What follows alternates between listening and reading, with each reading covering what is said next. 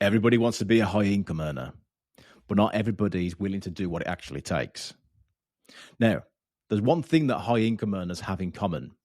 They are able to lead people, not just lead people in management, but also lead people in making a sale, becoming new customers.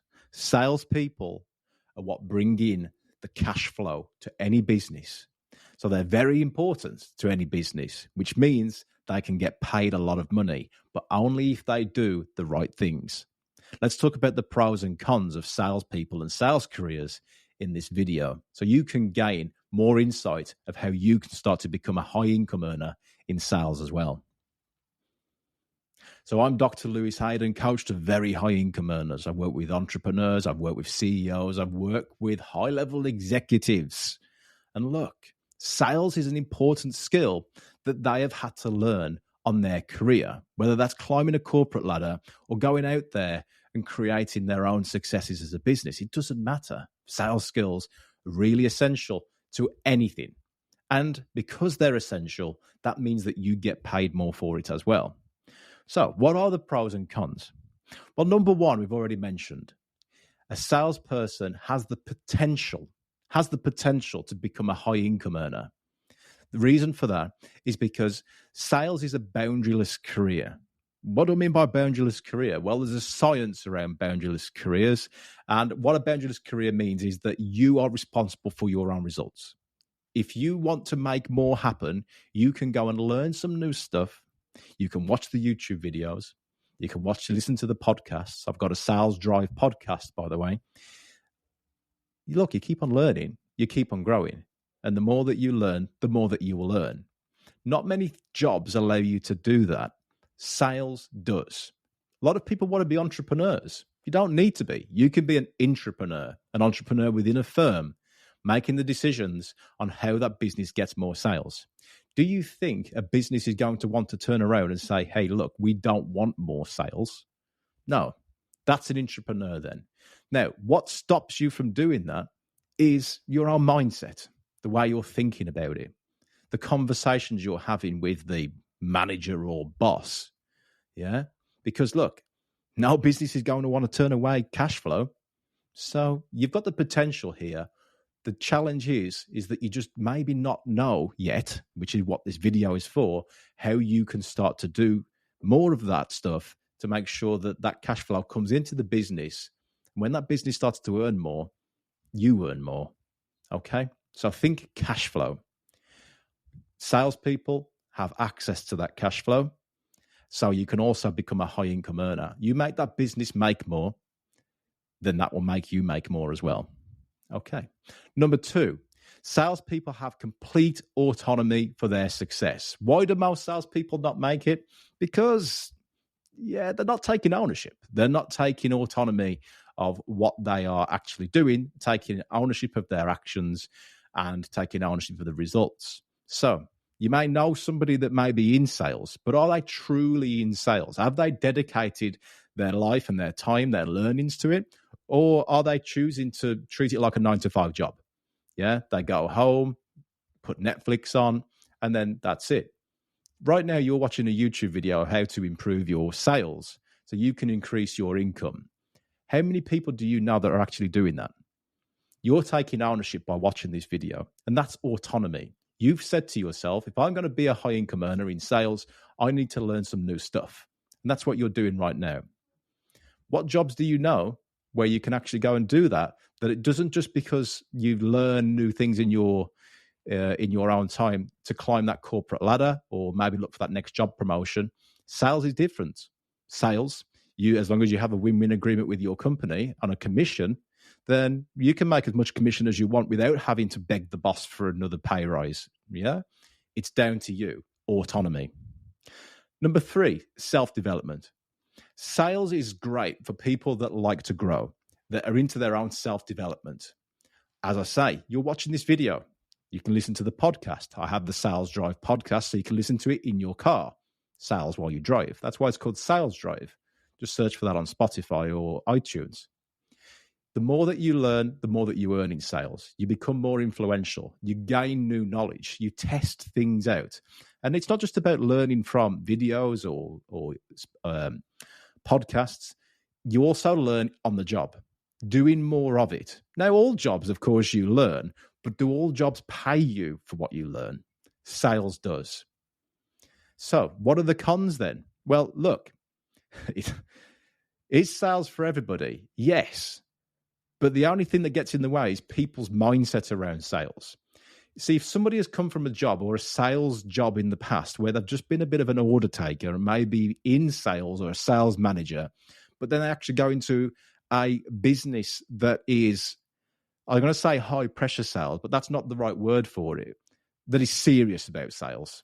The businesses that are serious about sales, they may come across as more high pressure because they know exactly what it takes to reach the company's goals.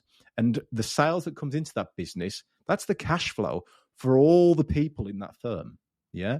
All the operations team, all the marketing team, all the executive team, all the management. Yeah. All the finance team comes through that person who's doing the sales. So look at the positives on this, swing it around. You're also in control of those sales. So you're extremely valuable. The problem is that a lot of people don't recognize this and they fall into a bit of a victim mentality. So when their manager or executive or boss is putting pressure on them to do more sales, do more calls, they start to feel a bit victimized about it. Yeah, well, I don't need to do this for this company. Maybe I can go somewhere else. Well, yeah, you can go somewhere else. But are you going to be in a role that where you learn more stuff or try more things out, you get paid for it? Think about that. Do you want the easy life? Easy life now, hard life later, or hard life now, easy life later? Think about it. If you're going to be a high income earner, no matter what you do, it's not going to be easy. So really think about it. Yeah. Is the sales career right for you? There's pros and cons to it. So number two, as well, number two con is that sales is an unpredictable income. Now, a lot of people, I mean, I own companies and I hire sales directors, sales managers, sales teams, sales executives. And when you put the job advert out there, you see, we'll put a job advert out there and it'll be for a great salary. And then they'll ask for the commission that's on the back of that salary. And what do you think makes the decision of whether that person will join us? Well, it's not just about the salary and the commission. They want to know that they've got a secure salary over commission. Some people do. But the great salespeople that understand and recognize how good they are at selling actually turn around and want more commission and a lower salary. Why do you think that is? Yeah. Well, when you see that as somebody who is as an employer, you recognize, wow, this person is a good fucking salesperson.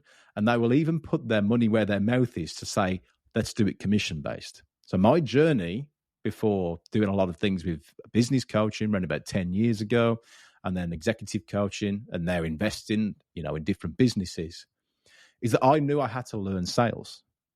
And I went and worked for somebody for free just so I could work on a commission basis. There was no salary at all. Yeah. In fact, the commission wasn't that great either, but it was a good company to learn sales in. And I worked for them for free. So you got to ask yourself now, what are you going to start to sacrifice so you can learn sales? Is it worth sacrificing 1 or 2, 3 years of your life on a job that could start to teach you some great sales? And then in 3 years' time, 4 years, 5 years' time, you could be a great salesperson, a sales executive, manager, entrepreneur, whatever it may be. You've learned these great skills. In fact, if you go back and listen to some of the podcasts or YouTube videos of the guests that I've had on that are now successful entrepreneurs, they talk about their journey of how they were in a high pressure sales environment and how much it taught them. So don't hate the high pressure sales environment. Remember, what's the saying? Diamonds are formed under pressure. Feel that pressure and see it as growth. Okay? So unpredictable income is the second one. You don't know what will happen. Yeah, let's say that you've made a lot of sales and you're based on commission.